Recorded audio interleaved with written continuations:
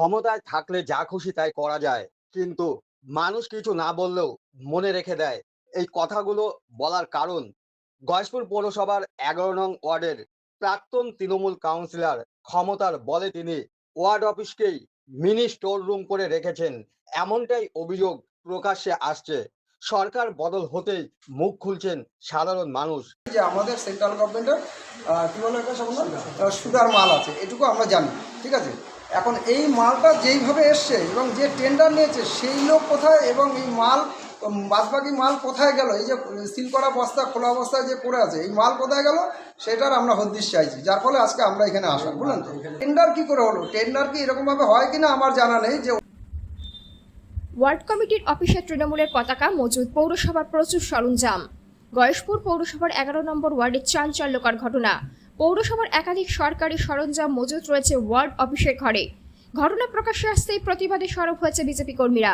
জানা যায়, ওই ওয়ার্ডের প্রাক্তন তৃণমূল কাউন্সিলর ক্ষমতায় অপব্যবহার করে বলপূর্বক পৌরসভার এই সমস্ত সামগ্রী ওয়ার্ড অফিসে মজুদ করে রেখেছিল। ক্ষমতার জোরে যা খুশি তাই করতেন, এতদিন ভয়ে কেউ মুখ খোলেনি তার বিরুদ্ধে। সরকার পরিবর্তন হতেই তৃণমূল কাউন্সিলরের বিরুদ্ধে মুখ খুলতে শুরু করেছেন স্থানীয়রা। অভিযোগ, ওয়ার্ড অফিসের ভেতরে পৌরসভার প্রচুর সরঞ্জাম মজুত করে রেখেছিলেন এই প্রাক্তন তৃণমূল কাউন্সিলর, তবে কী উদ্দেশ্যে তা অজানা। ঘটনা প্রকাশ্যে আসতেই প্রতিবাদে সরব বিজেপি নেতৃত্ব ও কর্মীরা।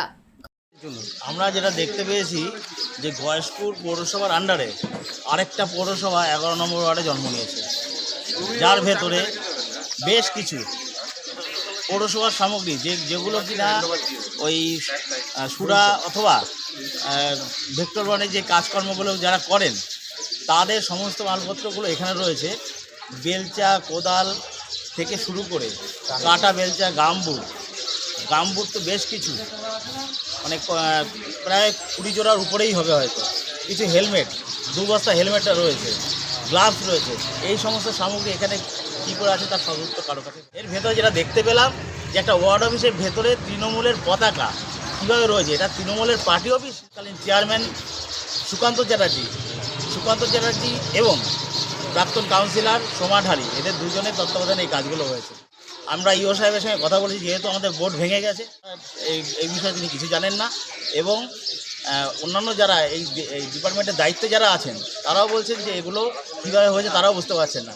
আমরা বিভিন্ন ওয়ার্ডে কাজকর্ম যারা করছে জানতে পারছি, সেখানে তারা এই ধরনের কোনো র মেটেরিয়ালস পাচ্ছেই না যে তারা কাজকর্ম করবে, অথচ এখানে এত পরিমাণে গামবুট রয়েছে, বেলচা রয়েছে, কোদাল রয়েছে, তারা কাজের সামগ্রী পাচ্ছেই না। হয়তো বলতে পারো লাখের অধিক টাকা সরকারি সম্পত্তি নিয়ে যারা নয়সে করেছে তাদের বিরুদ্ধে আমরা প্রশাসনিক সাহায্য নিয়ে যা করা যায়, যে ধরনের আইনের আওতায় এনে শাস্তি দেওয়া যায় তার ব্যবস্থা আমরা করব। সুবীর বিশ্বাস, গয়েশপুর শহর মণ্ডলের সাধারণ সম্পাদক। তবে এই বিষয়ে গয়েশপুর তৃণমূল কংগ্রেসের সভাপতি মরণ কুমার দে বলেন, সরকারি অফিসে দলের পতাকা রাখা যায় না। কিছুক্ষণ আগে একটু শুনেছি ফোন মারফত, কিন্তু ঘটনা হচ্ছে যে ওয়ার্ড অফিস তো সরকারি অফিস, সরকারি অফিসে দলীয় জিনিসপত্র থাকাটা কখনোই কাম্য নয়। আর ওয়ার্ড অফিস তো জানুয়ারির ২ তারিখের পর থেকেই আমরা কেউই কাউন্সিলর না, তা ওয়ার্ড অফিস তো আমাদের ওয়ার্ড অফিসের ভিতরে রাখার কোনো অধিকারই নেই। তো এত মাল ওখানে রয়েছে, তাহলে একটা ওয়ার্ডেই কি পৌরসভা সব মাল দিয়েছে? একটা ওয়ার্ডে কি কাজ করার জন্য সব মাল লেগেছে? তাহলে ওই মাল এত রয়েছে, অথচ লোকে অন্যান্য ওয়ার্ডে কাজ করার জন্য যন্ত্রপাতি পায় না। যে আপনাদের মারফত যে ওখানে অনেক যন্ত্রপাতি বা এটা ছিল, সেটা পৌরসভার যারা কর্তৃপক্ষ আছে তারাই বলতে পারবে। পৌরসভার মাল পৌরসভার স্টোরে থাকবে, এবং ওয়ার্ড অফিসে থাকতে পারে দৈনন্দিন কাজের যে জিনিস, হয়তো লেবাররা সকালবেলা নিয়ে যাবে, আবার কাজ হয়ে গেলে তারা রেখে যাবে। সেটা কটা ২-৪টে জিনিস হতে পারে, কিন্তু যেটা আপনারা বলছেন বা যেটা শুনতে পাচ্ছি, এত মাল একটা ওয়ার্ড অফিসে রাখাটা তো এটা কোনো আইনগত সিদ্ধ নয় বলেই আমার মনে হয়। আপনার নাম?